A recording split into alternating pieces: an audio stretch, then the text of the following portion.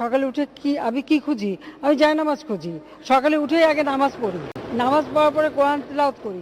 আমি নামাজ পড়ি নিয়মিত, অন্য কোনো আর এক্সারসাইজ খুব একটু হয় না।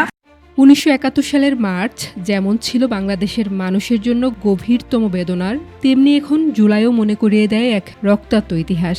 এই মাসে অনেক বীরের কথা মনে হয়, আর মনে হয় এক ঘাতকের কথাও, তিনি শেখ হাসিনা। অনেক কথা এখন প্রকাশ্যে এসেছে, অনেক অপকর্মের খতিয়ান এখন মানুষ জানে, কিন্তু আরও অনেক কিছু আজও অজানা রয়ে গেছে, যা ধীরে ধীরে প্রকাশ পাচ্ছে।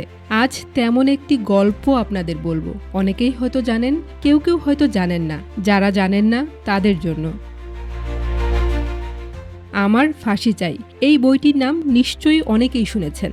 বইটি লিখেছেন শেখ হাসিনার এক সময়কার ঘনিষ্ঠ সহকারী মতিউর রহমান রেন্টু। তিনি ছিলেন শেখ হাসিনার দৈনন্দিন কাজের অন্যতম সহচর, ফলে শেখ হাসিনাকে খুব কাছ থেকে দেখার সুযোগ হয়েছিল তার। আজ বলবো রেন্টুর সেই বইয়ের ৭৮ নম্বর পৃষ্ঠায় বর্ণিত এক ঘটনা। সময়টা 1995 সাল। বিএনপি তখন ক্ষমতায়। আওয়ামী লীগ বিরোধী দল হিসেবে ঘোষণা দিয়েছিল সরকারকে একদিনও শান্তিতে থাকতে দেওয়া হবে না। সেই অনুযায়ী আন্দোলন কর্মসূচি চলছিল। একদিনের কর্মসূচি ছিল পদযাত্রা, টঙ্গী থেকে মহাখালী পর্যন্ত।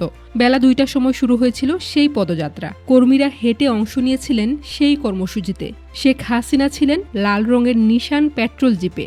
গোটা পদযাত্রায় প্রায় ৫ থেকে ৭ হাজার মানুষ ছিল। শেখ হাসিনার গাড়ি চলছিল ঠিক পদযাত্রার মাঝখান দিয়ে। মাঝে মাঝে রিকশায় লাগানো মাইক থেকে নানা স্লোগান প্রচার হচ্ছিল। জানুয়ারি মাস, হালকা শীতের দিন, পদযাত্রা এগোচ্ছিল। হঠাৎ এক মাইক থেকে ঘোষণা এলো, জননেত্রী শেখ হাসিনা আসর নামাজ পড়ছেন। ঘড়ির কাঁটা তখন 3:15। তখন আওয়ামী লীগের প্রেসিডিয়াম সদস্য তুফায়েল আহমেদ বললেন, আরে থামো, ওয়াক্ত তো এখনো হয়নি, একটু পর বলো। এই কথা শুনে নেতারা হেসে উঠলেন। তবুও সব মাইক থেকে একই ঘোষণা চলতে থাকে, বঙ্গবন্ধু কন্যা আসরের নামাজ আদায় করছেন। শেখ হাসিনা জিপের বড় জানালা খুলে নামাজে দাঁড়ালেন, আর আশেপাশের হাজারো মানুষ জিপ ঘিরে দাঁড়িয়ে তার নামাজ দেখা শুরু করলো। নামাজ শেষ হয়ে গেল, কিন্তু মাইকে তার নামাজ পড়ার ঘোষণা চলতেই থাকলো। প্রায় 1 ঘন্টা ধরে মাইকে শুধু প্রচারই হলো, নেত্রী এখন নামাজ পড়ছেন। আরেকবার মোহাম্মদপুর থেকে বাড্ডা পর্যন্ত আরেকটি পদযাত্রা ছিল। শেখ হাসিনা সেদিন আগেই বলে দেন যেন ওয়াক্ত না হওয়ার আগে মাইকে কিছু না বলা হয়। সেই অনুযায়ী এবার নামাজের সময় হওয়া মাত্র ঘোষণা দেয়া হয়। নেত্রী এবারও জানালা খুলেই নামাজ আদায় করলেন। হাজার হাজার মানুষ আবারও দেখছিল সেই দৃশ্য।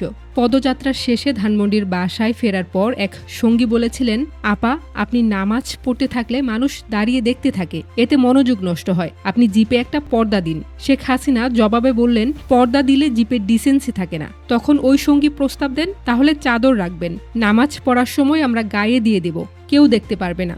শেখ হাসিনা বললেন, তোমরা তো ভাইয়ের মতো, চাদর লাগবে না। আমাদের নেত্রী 5 ওয়াক্ত নামাজ পড়ে, আমাদের নেত্রী তাহাজ্জুদের নামাজ পড়ে, সকালে কোরআন শরীফ পড়ে। এই হলো শেখ হাসিনার নামাজ পড়ার ভণ্ডামির ইতিহাস। আপাতমস্তক লোভী এই নারী আরও কত কিছু করেছে তার শেষ নেই। এরকম আরও ইতিহাস জানতে আমাদের সঙ্গেই থাকুন।